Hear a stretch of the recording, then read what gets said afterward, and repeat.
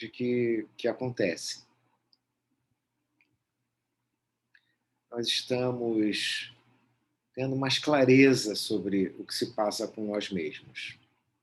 O Alexander, ele chamou isso de apreciação sensorial, uma percepção que nós temos sobre nós mesmos. Quando estamos nos nossos maus hábitos, e estamos a repeti-los todos os dias, essa percepção sensorial, ela é falha, ela não condiz com a realidade. Nós sentimos coisas que não são exatamente o que estão a acontecer nesse momento.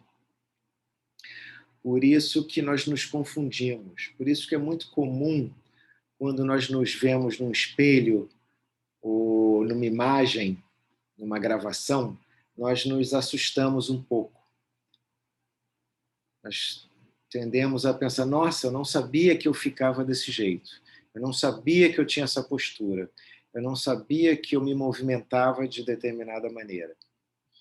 Então, a imagem que nós temos de nós mesmos, normalmente, ela é enganosa, ela é falha. E o Alexander viu isso nele. Então, ele viu que ele não podia confiar na sensação dele. O que significa isso? Ele não podia se orientar pela sensação. Todos nós temos, né, nesse momento, todos nós sabemos que estamos deitados no chão. Né? Não precisamos nos ver para isso, não precisamos que ninguém nos diga isso. Nós temos a sensação de que estamos no chão. E isso é claro. Então, nós usamos sempre a nossa sensação para nos dizer o que acontece, o que está a acontecer com o nosso corpo. Só que o Alexander observou que, muitas vezes, de tanto repetir vícios posturais ou padrões de movimentos errados, isso acaba sendo gravado na memória e começa a mudar a nossa sensação, a sensação que nós temos sobre nós mesmos. Então, às vezes, nós sentamos no sofá totalmente afundados no sofá, né, indo para baixo, se comprimindo, e nós nos sentimos, estou tão relaxado. Só que isso não é verdade. Quando nós nos afundamos no sofá, nós estamos a nos contrair. Uma série de coisas erradas acontece. A respiração não está livre, os órgãos internos estão comprimidos, a coluna vertebral perde espaço, os discos intervertebrais se apertam, se contraem. Só que eu tenho a sensação de que agora eu estou a descansar. Então, isso é uma falha da nossa sensação. Como é que o Alexander pensou, né, resolver essa questão? Ele começou a dar ordens para ele mesmo, a decidir coisas para ele. Então, ele não queria sentir se o pescoço dele estava solto ou não, estava descontraído ou não. Ele pedia ao pescoço para se descontrair. E só isso. Ele não queria saber se a respiração estava bem. Ele lembrava que ele continuava a respirar. Então parece a mesma coisa, mas não é.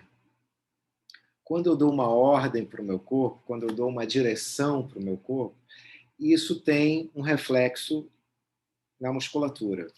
O sistema nervoso leva essa informação para a musculatura, independente se sentimos isso ou não. Então, o trabalho passa sempre por um caminho indireto. Eu sempre falo isso. O caminho direto que não é de buscar o resultado imediato. Porque o resultado está associado com essa percepção falha que eu tenho de mim mesmo. Quando eu tento buscar a postura correta, ou o que eu acredito que seja correta, eu vou usar essa referência que eu tenho, que é falha da minha sensação, para esticar o meu corpo e fazer alguma coisa com o meu corpo que eu acho que é o correto. Então, nós sabemos que não funciona assim. E ele observou isso quando ele começou a declamar as peças de Shakespeare na frente de espelhos.